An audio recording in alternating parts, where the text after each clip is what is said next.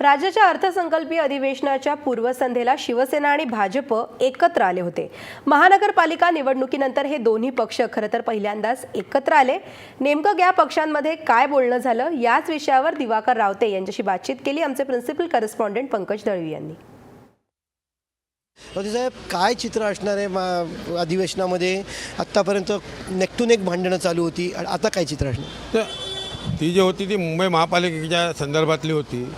तर मुंबई महानगरपालिकेच्या निमित्ताने पारदर्शकता हा मुद्दा माननीय मुख्यमंत्री महोदयाने लावून धरला।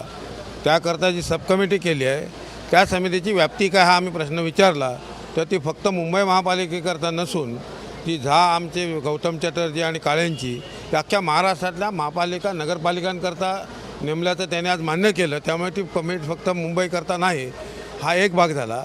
उपलोकायुक्त जे नेमले आहेत ते फक्त महापालिका नसून मुंबईमध्ये सरकारी निमसरकारी महापालिका यांच्या जे काय जे प्रकल्प चालतात त्या सगळ्यांच्यासाठी ते उपायुक्त नेमले आहेत असं सांगितलं।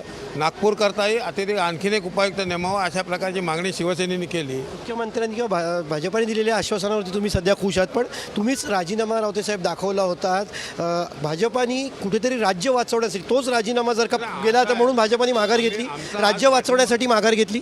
आमचा आज पाठिंबा आहे आणि ज्या दिवशी आम्हाला असं वाटेल की हे सरकार शेतकऱ्यांच्या हिताचं काम करते की नाही असा आता उदरणीय उद्योजी ज्या दिवशी आम्हाला सांगतील त्याविषयी आजचा खिशातून बाहेर काढून ठेवला राजीनामा परत खिशात येईल। सत्ता वाचवण्यासाठी माघार घेतली भाजपाने असं आम्ही म्हणणार नाही, परंतु आज आम्ही त्यांच्याबरोबर आहोत, ते जनहिताकरता आहोत।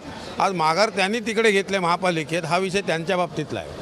माघार त्यांनी महानगरपालिकेमध्ये घेतलेली आहे आणि त्यांच्या बाबतीतला विषय म्हणत चेंडू जो आहे तो भाजपच्या कोर्टात टाकून शिवसेना जी आहे ती मोकळी होते। कॅमेरामन राहुल जाधव सोबत पंकज दळवी, महाराष्ट्र वन, मुंबई।